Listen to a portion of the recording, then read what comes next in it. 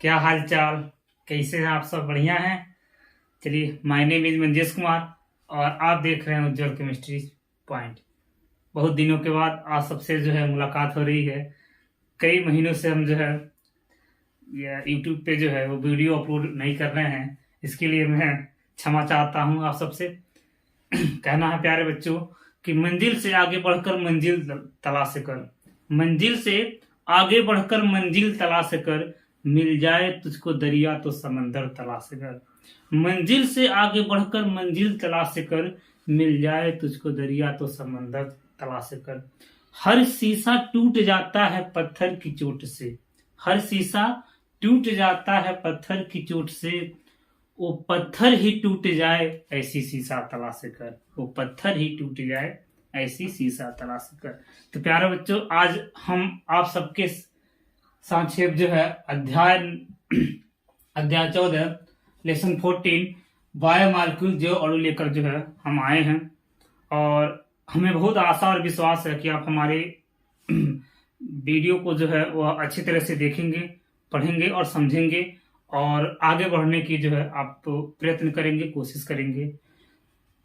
ठीक, तो इससे पहले जो भी हमने आपको वीडियो जो है अपलोड किया, आप बहुत अच्छे तरह से जो है हमारे चैनल से जुड़े, हमारे चैनल को लाइक किया, सब्सक्राइब किया और हम चाहते हैं कि आप लोग अधिक से अधिक आप हमारे चैनल से जुड़े। और फ्री ऑफ कास्ट, ठीक है, जिसका कोई भी इस चैनल से फीस जो है लिया नहीं जाएगा और फ्री ऑफ कास्ट जो है और हम आपको जो है वह एक से बढ़ के एक जो है वीडियो जो है आपको प्रोवाइड कराएंगे। और चलिए हम चैप्टर पे चलते हैं। जो अणु बायोमॉलिक्यूल, जो अणु क्या होता है, हमने यहाँ पे कुछ पॉइंट को नोट किया है, लिखा हुआ है, कुछ वर्ड है। कह रहा है कि जो रासायनिक क्रियाओं में भाग लेने वाले जटिल अणुओं को जो अणु कहते हैं। जो का मतलब होता है वायु।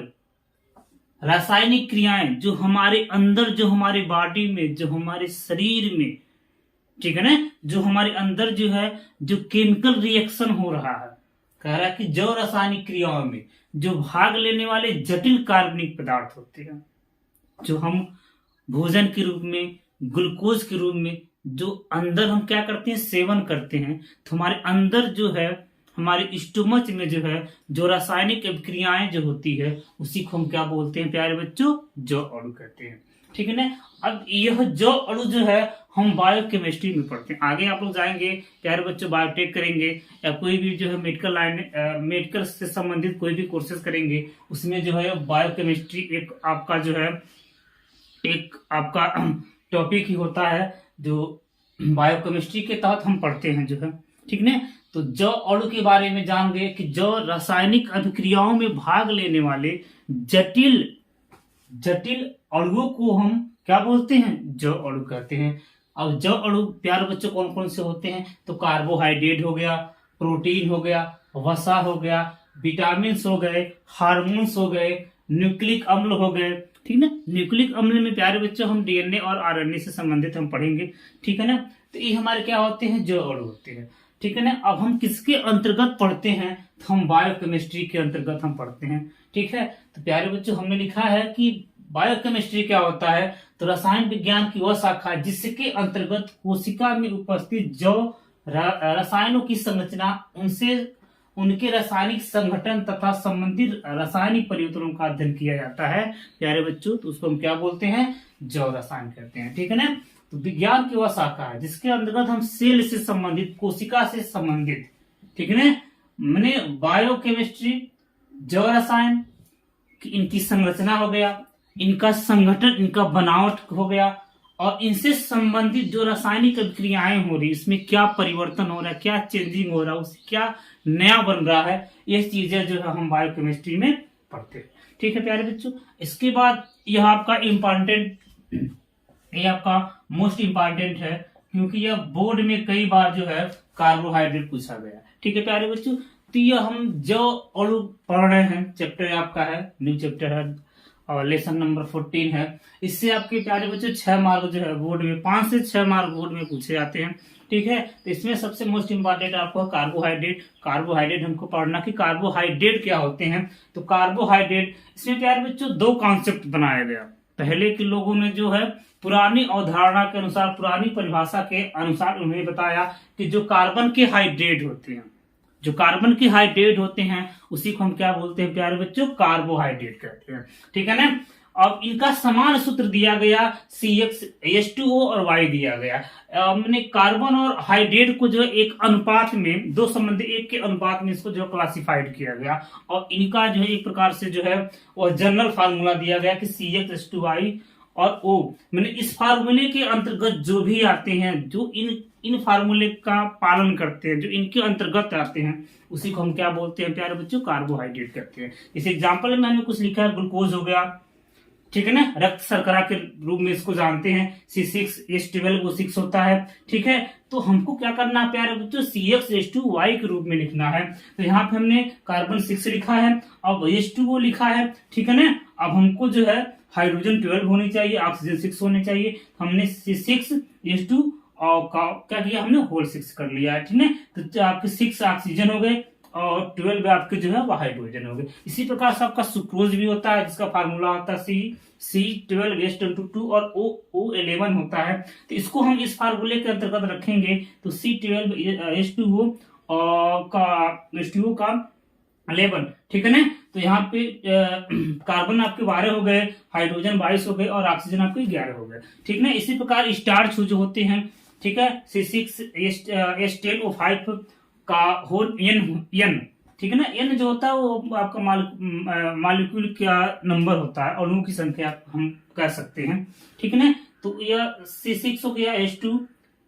ठीक है ना। इसका 5 लिखेंगे क्योंकि 2 में 5 को मल्टीप्लाई करेंगे 10 होगा और ये 5 ऑक्सीजन होंगे और कर लेंगे आपका N कर लेंगे। ठीक है ना। तो कुछ ऐसे हमारे जो कुछ ऐसे जैसे ग्लूकोज थे, सुक्रोज थे और स्टार्च थे जो इस फार्मूले के अंतर्गत फिट आए। ठीक है ना। लेकिन क्या हो गया इसमें परंतु हो गया, परंतु रेमनोज होता है, फिक्लोस होता है, इसका फार्मूला C6H12O5 होता है, जो इस फार्मूले के अंतर्गत नहीं आए, इस फार्मूले के अंतर्गत नहीं आए, इस फार्मूले का इन्होंने पालन नहीं किया। ठीक है ना। 2D ऑक्सीराइबोस आदि इनके अपवाद हो गए, मैंने इस फार्मूले के अंतर्गत नहीं आए, इस फार्मूले का इन्होंने पालन नहीं किया, इसीलिए ये हमारी पुरानी परिभाषा जो है वह फेल हो गई। ठीक है ना। अतः आवश्यक नहीं है कि जिन यौगिकों का समान सूत्र CH2Y होता है वो कार्बोहाइड्रेट है। ठीक है प्यारे बच्चों। तो हम यहां से हमको समझ में आता है कि यह आवश्यक नहीं है कि इस फार्मूले के अंतर्गत जो आएंगे वो हमारे कार्बोहाइड्रेट होंगे, क्योंकि प्यारे बच्चों फॉर्मल्डिहाइड भी होता है, HCHO फॉर्मल्डिहाइड भी होता है, फॉर्मल्डिहाइड को भी हम इस फार्मूले के अंतर्गत रख सकते हैं। ठीक है प्यारे बच्चों।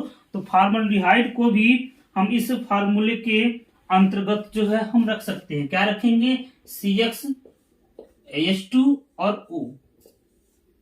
ठीक है ना। और क्या लिखेंगे, हाँ CH2O और Y। ठीक, इसमें 2 हाइड्रोजन होते हैं, एक कार्बन होते हैं और एक ऑक्सीजन होते हैं। तो ये हमारा प्यारे बच्चों फॉर्मल्डिहाइड है। ठीक है ना। जो फॉर्मल्डिहाइड कार्बोहाइड्रेट नहीं होते हैं फिर भी जो है ये क्या आ रहे हैं, इस फार्मूले के अंतर्गत आ रहे हैं। ठीक है ना। एस्टिक अम्ल भी आता है इसी फार्मूले के अंतर्गत। ठीक है ना। तो ये आवश्यक नहीं है कि CH2O और Y के फार्मूले के अंतर्गत जो आए वो कार्बोहाइड्रेट होंगे। ठीक है ना। तो इसीलिए ये फार्मूला जो है प्यारे बच्चों फेल कर गया। ठीक है ना। और नवीनतम परिभाषा, न्यू डिफिनेशन बनाया गया और उसके अंतर्गत बताया गया कि कार्बोहाइड्रेट जो होते हैं सभी पॉलीहाइड्रॉक्सी कीटोन और पॉलीहाइड्रॉक्सी एल्डिहाइड होते हैं। ठीक है प्यारे बच्चों। बताया गया कि कार्बोहाइड्रेट जो होते हैं वो पॉलीहाइड्रॉक्सी माने बहुत सारे OH ग्रुप होते हैं। ठीक है ना। और बहुत सारे OH ग्रुप होते हैं और इसमें एल्डिहाइड ग्रुप होता है।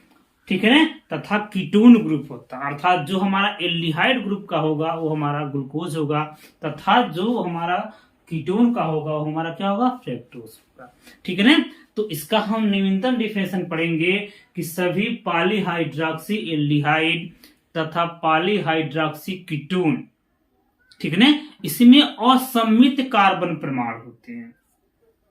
क्या होते हैं प्यारे बच्चों, इसमें कम से कम असमित कार्बन परमाणु होते हैं और असमित कार्बन परमाणु द्वारा क्या करते हैं, जल अपघटन कराते हैं। ठीक है ना, जल अपघटन कराते हैं, उसी को हम क्या बोलते हैं प्यारे बच्चों, कार्बोहाइड्रेट करते हैं। ठीक है प्यारे बच्चों, तो कार्बोहाइड्रेट के बारे में जान गए, पुरानी परिभाषा के बारे में जान गए, और नवीनतम परिभाषा के की ओर हम लोग चलते हैं। ठीक है, तो प्यारे बच्चों कार्बोहाइड्रेट होता क्या है, ठीक है, कार्बोहाइड्रेट क्या होता है प्यारे बच्चों, कार्बोहाइड्रेट जो होता है वो हमारे शरीर को ऊर्जा देता है, एनर्जी देता है। और कहां से मिलता है, तो यह वनस्पतियों से पेड़ पौधों से हम प्राप्त करते हैं, लगभग 70%। ठीक है प्यारे बच्चों, लगभग 70% जो है हम वनस्पतियों से, पेड़ पौधों से जो है वह कार्बोहाइड्रेट को हम प्राप्त करते हैं। इनका मुख्य स्रोत क्या है, जौ हो गया, अंगूर है, अनार है, चावल है, गेहूं है, चुकंदर है। ठीक है ना, ठीक, ये हमारे क्या होते हैं, उनके मुख्य स्रोत होते हैं। तो जंतुओं और वनस्पतियों से, पेड़ पौधों से हम जो है कार्बोहाइड्रेट को प्राप्त कर सकते हैं। और पेड़ पौधों से कैसे प्राप्त होता है, तो पेड़ पौधों से कैसे होता है, कार्बन डाइऑक्साइड और जल के द्वारा क्या होता है, क्लोरोफिल की उपस्थिति में सूर्य के प्रकाश द्वारा क्या होता है, प्रकाश संश्लेषण होता है, जिससे हमारे पेड़ पौधे जो है वो कार्बोहाइड्रेट का निर्माण करते हैं। ठीक है ना, और वही कार्बोहाइड्रेट का हम लोग ग्लूकोज के रूप में जो है हम क्या करते हैं, सेवन करते हैं। हमारे शरीर में क्या होता है प्यारे बच्चों, कार्बोहाइड्रेट जो है वह ग्लाइकोजन के रूप में जो है वह यकृत में, लीवर में जो है वह संचित होता है, और वही से हमको ऊर्जा और शक्ति देता है। ठीक है ना, और एक कोशिका झिल्ली का निर्माण करता है, सेल मेंबर का निर्माण करता है, वही हमारा क्या होता है, कार्बोहाइड्रेट होता है। ठीक है प्यारे बच्चों, तो आप सब जो है इसको नोट डाउन कर सकते हैं। ठीक है, और हम आगे बढ़ते हैं नवीनतम परिभाषा की ओर। ठीक, नोट डाउन कीजिए।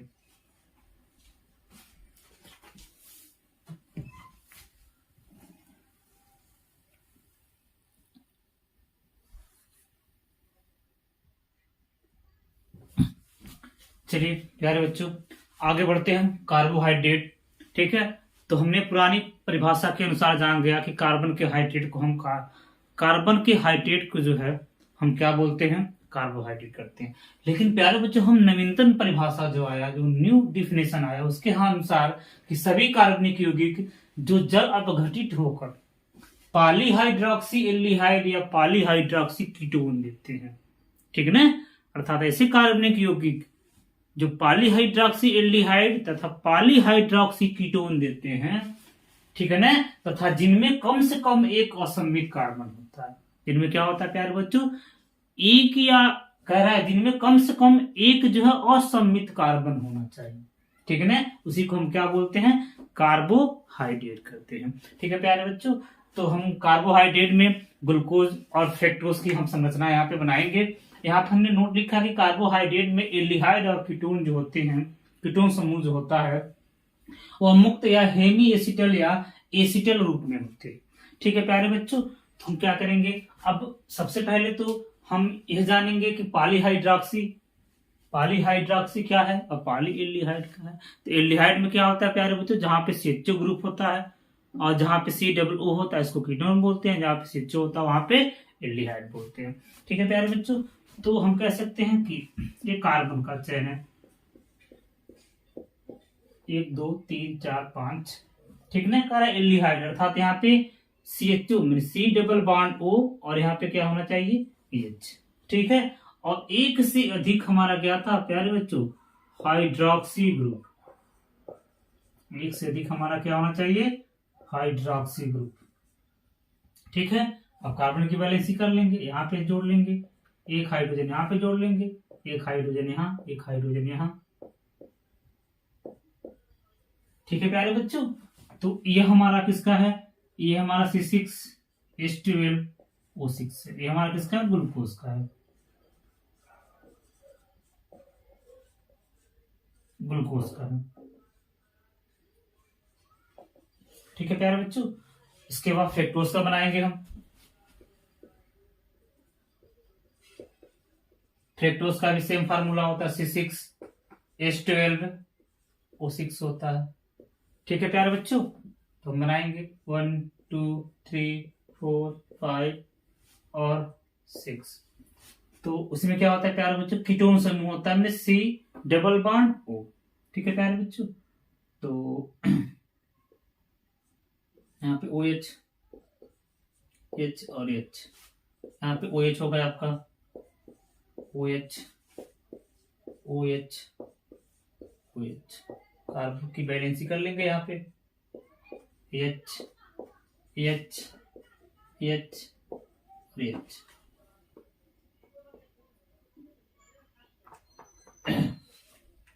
ठीक है प्यारे बच्चों, तो कह रहा है कि पॉलीहाइड्रोक्सी एल्डिहाइड, ग्लूकोज और फ्रक्टोज का फार्मूला प्यारे बच्चों सेम होता है, C6H12O6, लेकिन इनकी स्ट्रक्चर्स में, इनकी संरचना में डिफरेंट होता है।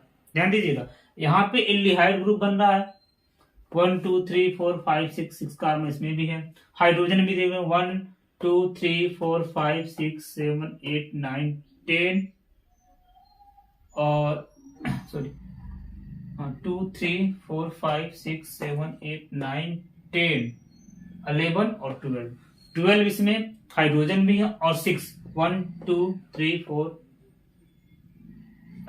1 2 3 4 5 और 6 इसमें कितने हैं, ऑक्सीजन भी है। ठीक है प्यारे बच्चों, तो ये हमारा एल्डिहाइड का हो गया और ये हमारा जो ये हमारा ग्लूकोज का हो गया, मैंने एल्डिहाइड समूह का हो गया, और ये हमारा कीटोन समूह का हो गया।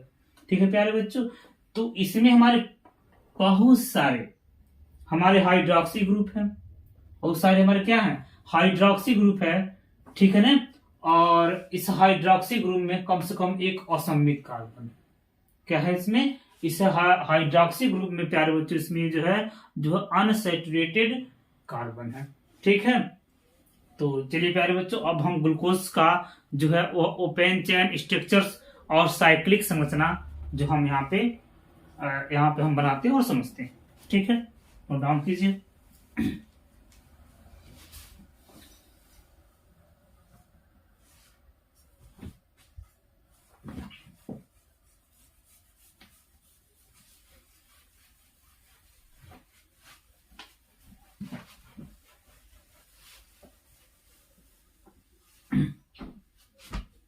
देखिए प्यारे बच्चों, 6 कार्बन 1 2 3 4 5 और 6 में क्या करना है प्यारे बच्चों, हमको जोड़ लेना है यहाँ पे CH2 और OH।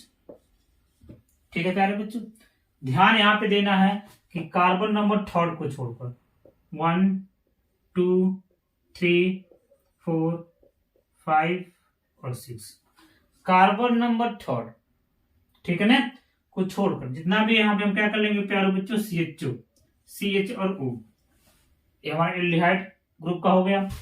कार्बन नंबर थर्ड को छोड़कर जितने भी कार्बन है हम क्या करेंगे, राइट हैंड, ठीक है ना, हम OH को जोड़ लेंगे, OH OH OH। ठीक है प्यारे बच्चों, अब हम क्या करेंगे, जो कार्बन को हमने छोड़ा है थर्ड वाले पे क्या करेंगे, यहाँ पे हम OH जोड़ लेंगे।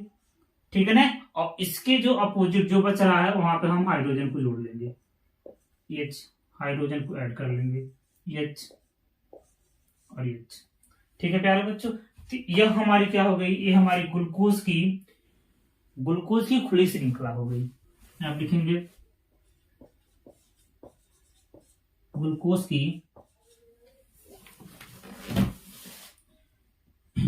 की खुली श्रृंखला, खुली संरचना। ठीक है प्यारे बच्चों, ठीक, तो हमने क्या किया, लेफ्ट में जो लेफ्ट हैंड था वहां पे हमने OH को जोड़ लिया कार्बन नंबर थर्ड को छोड़कर। ठीक है ना, और थर्ड पे हमने क्या किया, इसके अपोजिट में यहाँ पे H जोड़ा, हाइड्रोजन जोड़ा, उसके अपोजिट जो वो हाइड्रोजन समूह को जोड़ लिया। ठीक है ना, तो हमारे ग्लूकोज की ओपन हो गया। अब हमको क्या करना है प्यारे बच्चों, अब हमको साइक्लिक स्ट्रक्चर्स को बनाना है यहाँ पे, तो साइक्लिक बनाएंगे। तो इसके लिए प्यारे बच्चों हम क्या करेंगे, यहाँ पे लिखा गया है कि हम हमारा OR ग्रुप जो है ताकि अटैच होगा, ये हमारा हेमी एसिटल बनेगा। ठीक है ना, जैसे हमने यहाँ पे बनाया हुआ है, ध्यान दीजिएगा, इस कार्बन से OH है, इस कार्बन से क्या है प्यारे बच्चों, इस कार्बन से OH है और ये एच, इस कार्बन से OH और एच है, ध्यान दीजिएगा। अब इस कार्बन से यहाँ पे कार्बन नंबर 5 पे, कार्बन नंबर 5 पे O, कार्बन नंबर 5 पे O और C है, मैंने कार्बन नंबर 5 से जो है O, कार्बन नंबर 5 है, ध्यान दीजिएगा। यहाँ पे OR है, O का मतलब ऑक्सीजन और R का मतलब कार्बन है, ठीक है ना। इसी कार्बन से हमारा हाइड्रोजन अटैच है, ठीक है प्यारे बच्चों। और इस कार्बन से जाके यह कार्बन हमारा अटैच हो गया, ध्यान दीजिएगा कार्बन, ठीक है ना। ध्यान देने वाली बात है, ये हमने हेमी एसिटल बनाया हुआ है, चाहे हेमी एसिटल बनाइए और चाहे आप एसिटल में भी हम क्या कर सकते हैं, ग्लूकोज की चक्रीय संरचना को समझ सकते हैं। ध्यान दीजिएगा, हमने एल्डिहाइड और कीटोन की संरचना बनाया। एल्डिहाइड की क्रिया जो है, एल्डिहाइड की क्रिया जो हमने एल्कोहल के साथ कराया था, यहाँ हेमी एसिटल और एसिटल बना। तो हमको क्या करना है प्यारे बच्चों, हम बताए हैं कि कार्बन नंबर 1 और कार्बन नंबर 5 को यहाँ हम लोग क्या करेंगे, यूज करेंगे, ठीक है ना।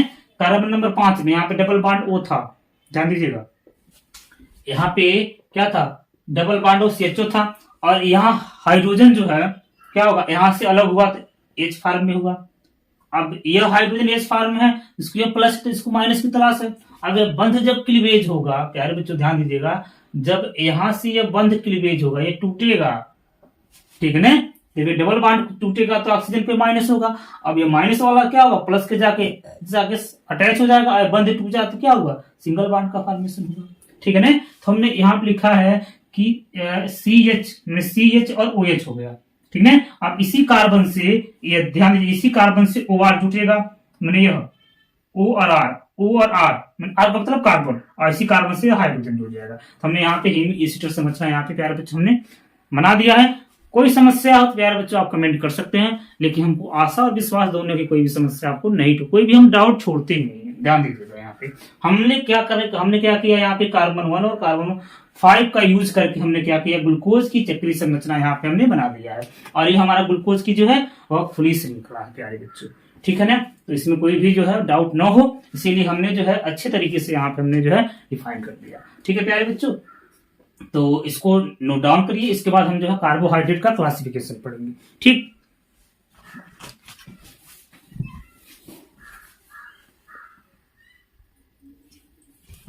चलिए बच्चों, इसके बाद हम पढ़ते हैं कार्बोहाइड्रेट का वर्गीकरण, ठीक है, क्लासिफिकेशन ऑफ कार्बोहाइड्रेट, ठीक। तो प्यारे बच्चों हमने जो है कार्बोहाइड्रेट के बारे में पढ़ा, कार्बोहाइड्रेट क्या है, ठीक है ना। ओल्ड डिफिनेशन और न्यू डिफिनेशन पढ़ लिया।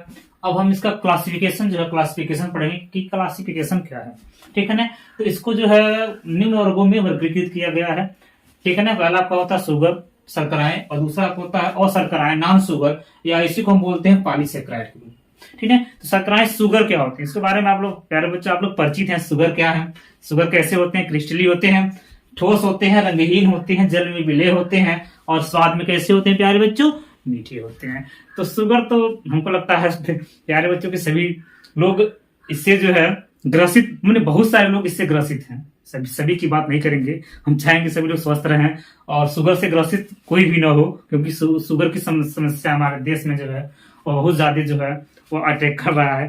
तो शुगर के बारे में जानेंगे कि शुगर शर्कराएं कैसी होती है, क्रिस्टली होती है, क्रिस्टलाइन होती है। क्रिस्टलाइन सॉलिड आप पढ़ेंगे, फर्स्ट ही लेसन आपका है क्रिस्टलाइन।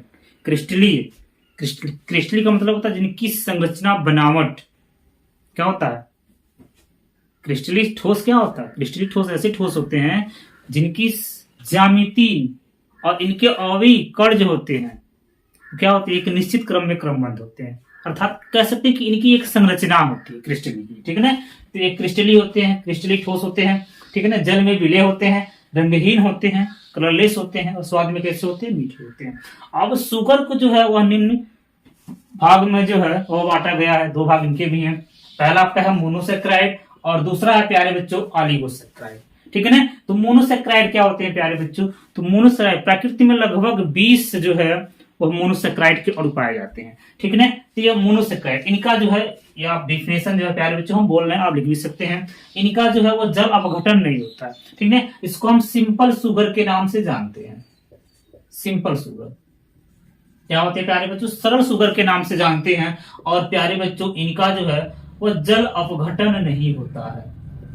प्यारे बच्चों क्या क्या नहीं होता है, इनका जल अपघटन नहीं होता, हाइड्रोलिसिस नहीं होता, अर्थात उनमें से हम वाटर को नहीं निकाल सकते, ठीक है ना। लेकिन ये स्वाद में मीठे होते हैं, क्रिस्टली होते हैं प्यारे बच्चों, ठीक है ना। स्वाद में कैसे होते हैं? स्वाद में मीठे होते हैं, स्वाद में मीठे होते हैं, क्रिस्टली होते हैं,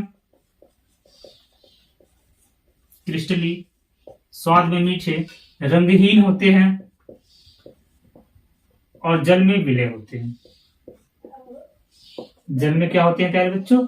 विलय होते हैं।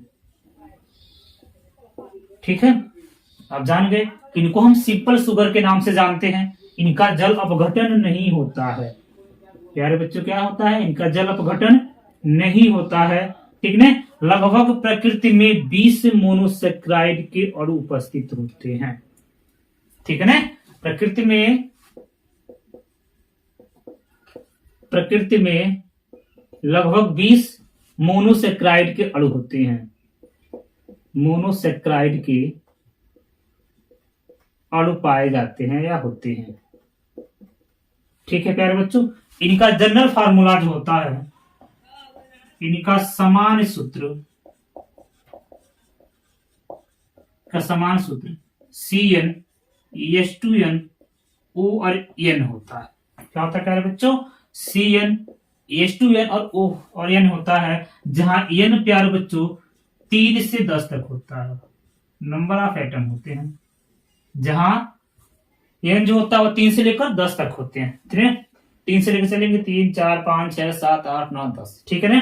तो यहाँ पे हमने कुछ लिखा है, यहाँ पे मोनोसेक्राइड के कुछ जो है यहाँ पे अणु जो है वो मॉलिक्यूल है। यहाँ पे हमने कुछ जो है सॉरी यहाँ पे मोनोसेक्राइड के कुछ अणु है, यहाँ पे हमने जो है इसको लिखा हुआ है। जैसे इल्लोटायोज हो गए C3H6 और O। ठीक है, 3 है, 3 से हमने स्टार्ट किया, 3 से लेकर 10 तक होते हैं। 3 है, उनका हमने क्या किया? दोना किया, 6 हुआ। 6 ने यहाँ पे कार्बन 3 कर लिया, यहाँ पे 4 8 कर लेंगे और यहाँ पे ऑक्सीजन को 4 कर लेंगे, 6 कर लेंगे और 12 कर लेंगे और 6 कर लेंगे। ठीक है, तो ऐसे एल्डोटायोज हो गया, इरिथ्रियोज हो गया, फ्रक्टोज हो गया और ग्लूकोज हो गया। ये हमारे मोनोसेक्राइड के हमारे क्या होते हैं? अणु होते हैं। ठीक है ना। प्राकृतिक में लगभग 20 मोनोसेक्राइड, प्रकृति में लगभग 20 मोनोसेक्राइड जो है वो पाए जाते हैं। ठीक है ना, 20 मोनोसेक्राइड पाए जाते हैं। ठीक, मोनोसेक्राइड के बारे में जान गए। दूसरा क्या होता है? अब इसमें भी 2 पार्ट दिया है बच्चों। एक हमारा होता है एल्डोज, इनके भी 2 टाइप होते हैं। ठीक है, ये पहला आपका होता है एल्डोज। एल्डोज का मतलब होता है कि ऐसे मोनोसेक्राइड जिसमें जो है एल्डिहाइड समूह उपस्थित होता है। ठीक है ना, जिसमें हमारा CH2 समूह होता है, CH2 समूह होता है, उसी को हम प्यारे बच्चों क्या बोलते हैं? एल्डोल बोलते हैं। और एग्जाम्पल में आप लिख सकते हैं कौन सा होता है? ग्लूकोज होता है। क्या होता है प्यारे बच्चों? ग्लूकोज होता है। तो ये आपका एल्डोज, कीटोज दिया है प्यारे बच्चों, कीटोज क्या होते हैं? तो ये ऐसे मोनोसेक्राइड अणु होते हैं जिसमें जो है C डबल बॉन्ड O होता है, मतलब जिसमें कीटोन समूह होता है। क्या होता है प्यारे बच्चों? जिसमें कीटोन समूह होता है, इसको हम क्या बोलते हैं प्यारे बच्चों? क्या बोलते हैं? तो कीटोज बोलते हैं। एग्जाम्पल देंगे तो क्या लिखेंगे? फ्रैक्टोज लिखेंगे। ठीक है ना। तो इनको भी जो है वर्गीकृत किया गया, इनको भी बांटा गया है। ठीक, अब आएंगे ऑलिगोसेक्राइड। ऑलिगोसेक्राइड क्या होते हैं? तो यह ऑलिगोसेक्राइड में प्यारे बच्चों ये वैसे कार्बोहाइड्रेट होते हैं जिनके जल अपघटन में, ठीक है, जिनके जल अपघटन में मोनोसेक्राइड के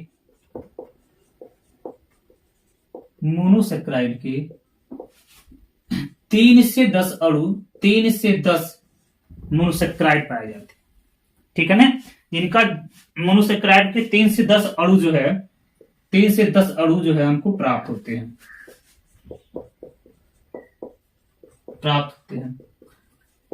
ठीक है। ऑलिगोसेक्राइड मैंने ऐसे सेक्राइड होते हैं, ऐसे कार्बोहाइड्रेट होते हैं। ऑलिगोसेक्राइड में ऐसे कार्बोहाइड्रेट होते हैं जिनका जल अपघटन करने पर मोनोसेक्राइड के 3 से 10 अणु प्राप्त होते हैं। ठीक है, और 3 से 10 अणु प्राप्त होते हैं और इनका जल अपघटन करने पर, ठीक है, और जल अपघटन के आधार पे, इनको जल अपघटन के आधार पे 3 वर्गों में जो है विभाजित किया गया, बांटा गया है। जल अपघटन के आधार पे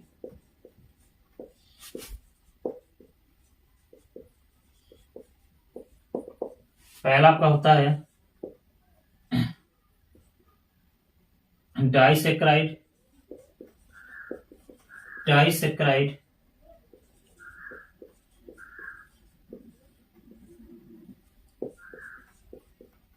डाइसेक्राइड,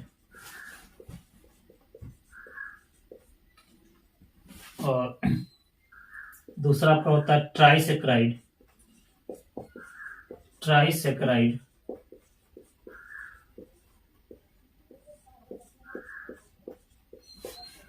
ट्राइसेक्राइड,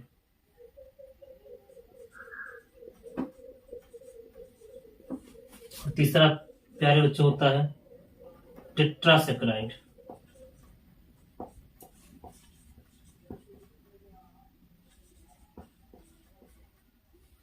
टेट्रासेक्राइड,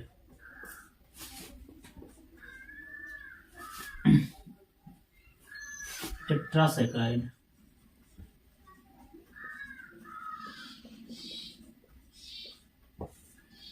ठीक है प्यारे बच्चों, तो ऑलिगोसेक्राइड जान गए कि ऑलिगोसेक्राइड क्या होता है।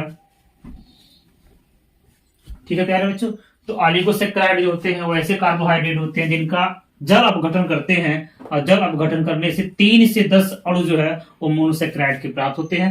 ये भी प्यारे बच्चों हमारे कैसे होते हैं, तो स्वाद में मीठे होंगे। स्वाद में कैसे होते हैं प्यारे बच्चों, तो स्वाद में मीठे होते हैं, क्रिस्टली होते हैं, जल में विलय होते हैं। कैसे होते हैं, जल में विलय होते हैं, और इनका जो है वो जल अपघटन होता है। मोनोसेक्राइड का जो है वो जल अपघटन नहीं होता है, लेकिन इनका जल अपघटन होता है। और जल अपघटन में क्या करते हैं, लगभग 2 से या 3 से 10 अणु जो है वो मोनोसेक्राइड के देते हैं। अब जल अपघटन के आधार पर प्यारे बच्चों उनको जो है 3 वर्गों में वर्गीकृत किया गया है। पहला आपका है डाइसेक्राइड। तो डाइसेक्राइड में क्या करते हैं, तो ये मोनोसेक्राइड के 2 अणु देते हैं। ट्राइसेक्राइड में क्या करते हैं प्यारे बच्चों, तो ये मोनोसेक्राइड के 3 अणु देते हैं। और टेट्रासेक्राइड में क्या करते हैं प्यारे बच्चों, ये मोनोसेक्राइड के 4 अणु देते हैं। ठीक है ना, तो यहां पे लिखेंगे C12, H22 और O11, ये हमारा सुक्रोस है, सुक्रोस। अब क्या करेंगे प्यारे बच्चों, इनका हम जल अपघटन कराएंगे। तो प्यारे बच्चों जगह थोड़ा सा कम पड़ रहा है, जगह थोड़ा सा कम है, इसीलिए इसको हम रख करके इसको नीचे हम लिखेंगे। तो पहला लिखेंगे disaccharide, sucrose C6, H12, sorry C12, H22 और O11। अब क्या करेंगे प्यारे बच्चों, इनका जल अपघटन कराएंगे। ठीक है ना, H2O के साथ इसको हम रिएक्ट करेंगे, जल अपघटन। ठीक है ना, तो ये मोनोसेक्राइड के 2 अणु देते हैं। क्या देते हैं प्यारे बच्चों, ये हो मोनोसेक्राइड के यह 2 अणु देते हैं। ठीक है ना, कराएंगे तो देगा C6, H12, O6 plus C6, H12 और O6। एक हमारा प्यारे बच्चों ग्लूकोज देता है, और एक हमारा प्यारे बच्चों क्या देता है, फ्रक्टोज देता है। ठीक है प्यारे बच्चों, दूसरा हमारा है, दूसरा ट्राइसेक्राइड।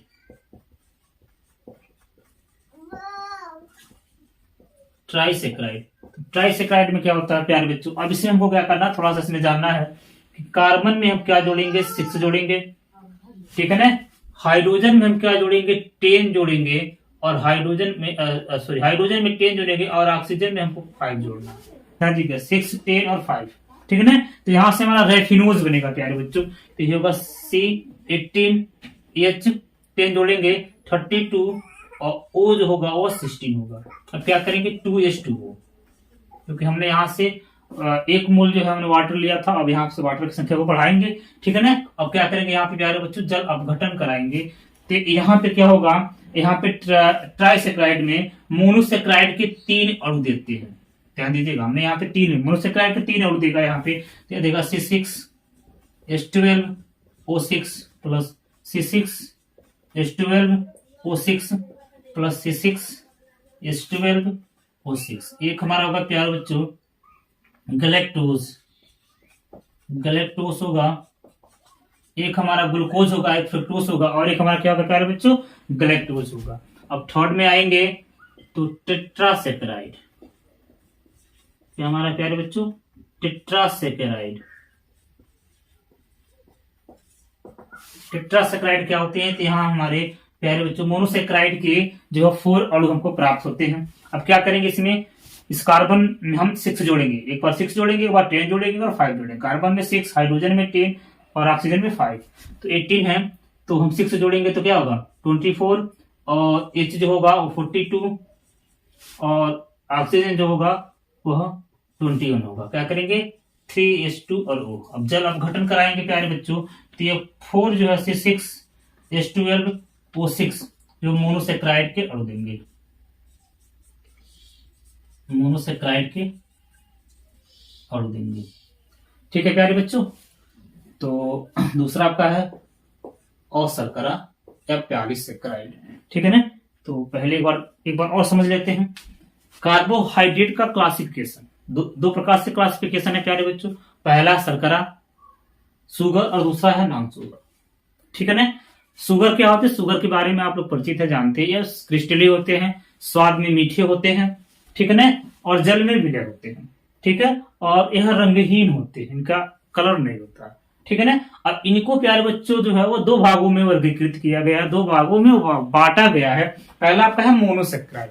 मोनोसेक्राइड क्या है, मोनोसेक्राइड को हम सिंपल शुगर के रूप में जानते हैं। यह जल में विलय होते हैं प्यारे बच्चों, लेकिन इनका जल अपघटन नहीं होता। ठीक है ना। जल में घुलना और घुल के जल को निकालना यह अलग बातें हैं। ये जल में घुल सकते हैं, लेकिन इनको हम जल से जल के मॉलिक्यूल को हम बाहर नहीं निकाल सकते। ध्यान रहे। तो क्योंकि शुगर के ही पार्ट हैं, क्रिस्टलीय होंगे, स्वाद में मीठे होंगे, रंगहीन होंगे, जल में विलय होंगे, लेकिन इनका जल अपघटन प्यारे बच्चों नहीं होगा। ठीक है ना।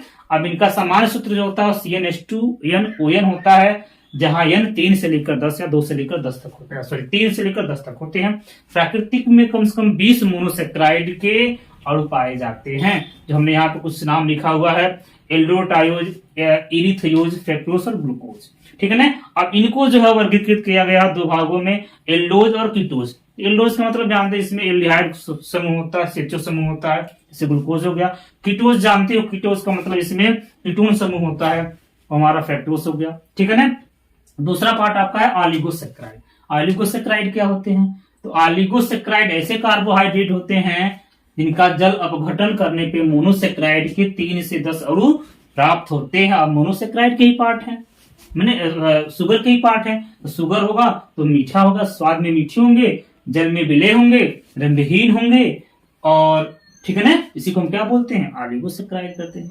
ठीक है ना। अब जल अपघटन के आधार पे प्यारे बच्चों, जल अपघटन के आधार पे इनको 3 प्रकार से वर्गीकृत किया गया, डाइसेक्राइड, ट्राइसेक्राइड और टेट्रासेक्राइड। डाई का मतलब क्या होता है कि ऑलिगोसेक्राइड का जल अपघटन करने पे मोनोसेक्राइड के 2 अणु देते हैं। हमने क्या क्या लिखा है यहाँ पे, ग्लूकोज है, सुक्रोज है प्यारे बच्चों, ये सुक्रोज होगा। इसका नाम आपका होगा रेफिनोज, जगह नहीं है प्यारे बच्चों, रेफिनोज। ये प्यारे बच्चों हमारा होगा स्टेचिओज। सॉरी, नाम थोड़ा सा प्यारे बच्चों डिफिकल्ट है, देखना पड़ेगा। स्टेकिओज। और दूसरा आपका प्यारे बच्चों है रेफिनोज। ठीक है प्यारे बच्चों। C24H42 और O21 इसको हम बोलते हैं स्टेकियोज, और ये हमारा आपका है रेफिनोज, और यह इसको हम प्यारे बच्चों सुक्रोज। ये हमारा क्या है प्यारे बच्चों, सुक्रोज है। ठीक है प्यारे बच्चों। तो ऑलिगोसेक्राइड, मोनोसेक्राइड, शुगर। अब बारी आती है आपकी नॉन शुगर पॉलीसेक्राइड। ठीक है, नोट डाउन करिएगा। डिफिनेशन प्यारे बच्चों लिख लीजिएगा, लगभग लिख ही दिए हैं। ठीक है ना, आप लोग लिख सकते हैं, नोट डाउन करिए, स्क्रीनशॉट लीजिए। इसके बाद आगे हम लोग पढ़ते हैं नॉन शुगर और पॉलीसेक्राइड।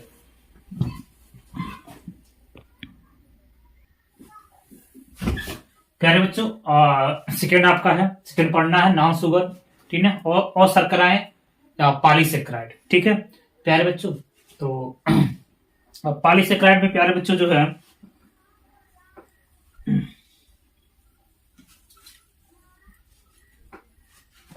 ठीक है, पॉलीसेक्राइड में क्या होते हैं, तो प्यारे बच्चों पॉलीसेक्राइड में स्किन के भी दो पार्ट है, सम पॉलीसेक्राइड और दूसरा हमारा होता है विषम पॉली। पॉली कह रहा कि ऐसे कार्बोहाइड्रेट होते हैं जिनमें मोनोसेक्राइड के जो है अत्यधिक, मोनोसेक्राइड के प्यारे बच्चों क्या होते हैं, बहुत अधिक अणु देते हैं। ये मोनोसेक्राइड का क्या देता है प्यारे बच्चों, ये मोनोसेक्राइड का अधिक अणु देते हैं, अधिक अणु देते हैं। ध्यान दीजिएगा, लिखेंगे ऐसे कार्बोहाइड्रेट होते हैं, नॉन शुगर या पॉलीसेक्राइड, ऐसे कार्बोहाइड्रेट होते हैं जो मोनोसेक्राइड के अधिक अणु देते हैं, उसी को हम क्या बोलते हैं, पॉलीसेक्राइड बोलते हैं। क्या बच्चों, क्या बच्चे प्यारे बच्चों, पॉलीसेक्राइड करते हैं, या इसको हम नॉन शुगर, नॉन शुगर कहने का मतलब यह स्वाद में मीठे नहीं होते हैं। ये स्वाद में कैसे होते हैं प्यारे बच्चों, मीठे नहीं होते हैं, और जल में यह विलय नहीं होते हैं। ध्यान दीजिएगा प्यारे बच्चों, ये कैसे होते हैं, ये स्वाद में मीठे नहीं होते हैं, नहीं होते हैं, और जल में क्या होते हैं, जल में अविलय होते हैं।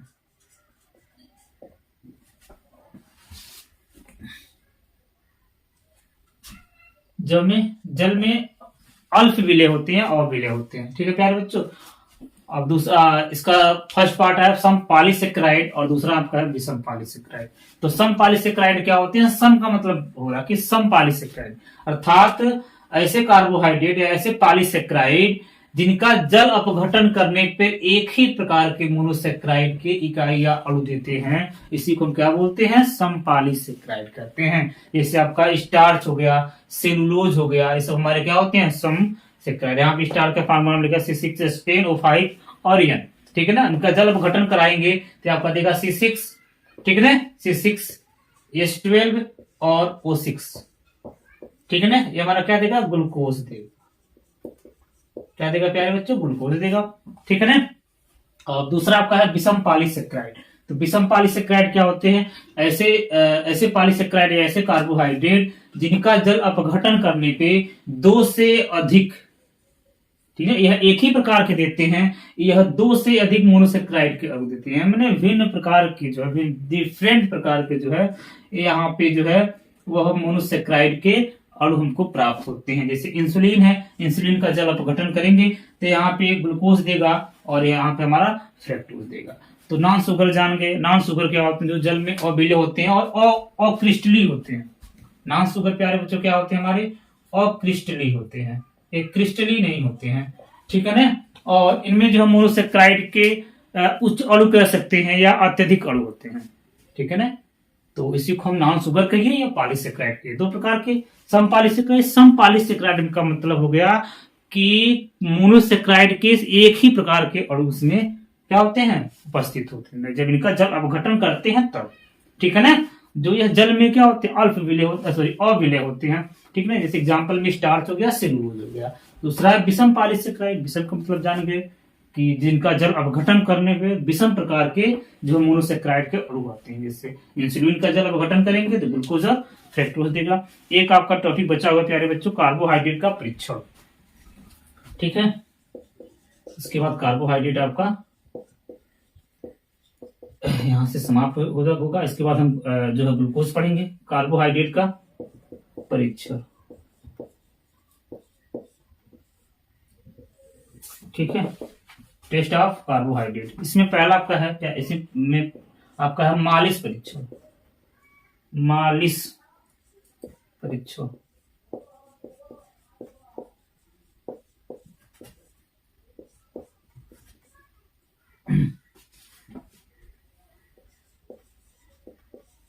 मालिश टेस्ट, ध्यान से देखिएगा प्यारे बच्चों, कार्बोहाइड्रेट का मालिश परीक्षण। मालिश परीक्षण में क्या करते हैं प्यारे बच्चों, सर्वप्रथम एक हम टेस्ट ट्यूब लेते हैं प्रखंडली,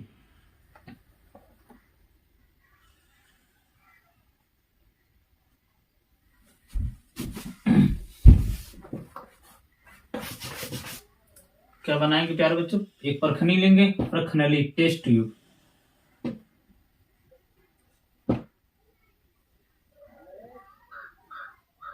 ये हमारा प्रखनली प्यारे बच्चों टेस्ट ट्यूब है। इस टेस्ट ट्यूब में हम क्या करते हैं प्यारे बच्चों, इसमें क्या करते हैं, 10 ml जो है वो ग्लूकोज लेते हैं, सॉरी 2 ml जो है ग्लूकोज का जली विलयन, ग्लूकोज का जली विलयन लेते हैं 2 ml, ठीक। और इसी में हम क्या करते हैं प्यारे बच्चों, 2 ml लगभग एल्कोहलिक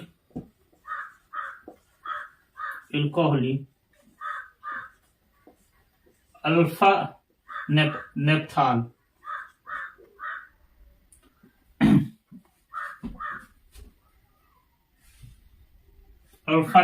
नेप्थाल प्यारे बच्चों क्या करते हैं, एल्कोहलिक अल्फा नेप्थाल और ग्लूकोज का जली विलयन इसमें लिखते हैं 2 ml, ठीक है ना। अब क्या करते हैं, ऊपर से हम जो है कॉन्सेंट्रेशन H2SO4 क्या करते हैं प्यारे बच्चों, कॉन्सेंट्रेशन H2SO4 क्या करते हैं, बूंद बूंद करके इस टेस्ट ट्यूब में मिलाते हैं। ध्यान दीजिएगा, सर्वप्रथम क्या करते हैं, एक प्रखनली लेते हैं, ये हमारा क्या टेस्ट ट्यूब है,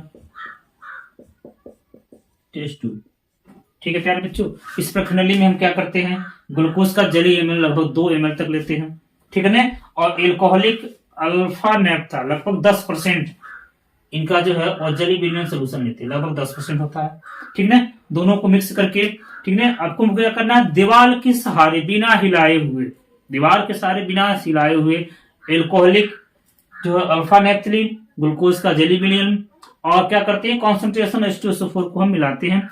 मिलाने के बाद क्या होता है प्यारे बच्चों, यहाँ पे इन दोनों पदार्थों के बीच में, इन दोनों पदार्थों के बीच में प्यारे बच्चों एक रिंग जैसा, एक छाला जैसा, इसको छल्ला बोलते हैं ना, छाला, ठीक है प्यारे बच्चों। क्या होता है, एक लाल भूरे रंग का, यहाँ पे प्यारे बच्चों लाल भूरे रंग का एक छाला बनता है, एक रिंग जैसा एक छल्ला बनता है, जो बाद में क्या होता है, यह बैंगनी कलर का हो जाता है, बैंगनी रंग का हो जाता है। तो यही हमारा क्या होता है प्यारे बच्चों, कार्बोहाइड्रेट होता है। ध्यान दीजिएगा प्यारे बच्चों, किस प्रकार हमको लिखना है, लिखना आसान है प्यारे बच्चों, क्योंकि बोर्ड में कार्बोहाइड्रेट कई बार पूछा है। कार्बोहाइड्रेट क्या होते हैं, इनका वर्गीकरण कीजिए तथा इनके उपयोग लिखिए तथा इनका एक और परीक्षण लिखिए। तो एक ही परीक्षण है मालिश परीक्षण। मालिश परीक्षण में हम क्या करते हैं प्यारे बच्चों, टेस्ट ट्यूब लेते हैं, प्रखनली लेते हैं। इस प्रखनली में हम क्या करते हैं, 2 ml, ठीक है ना, 2 ml क्या करते हैं, ग्लूकोज का जली विलयन लेते हैं, ठीक है ना। अब 10% जो है वो एल्कोहलिक एल्कोहलिक अल्फा नेप्थाल क्या होता है, जहां पे प्यारे बच्चों 2 हमारे एरोमेटिक रिंग, ये हमारा नेप्थलीन का जो है, ध्यान दीजिएगा, अल्फा नेप्थलीन,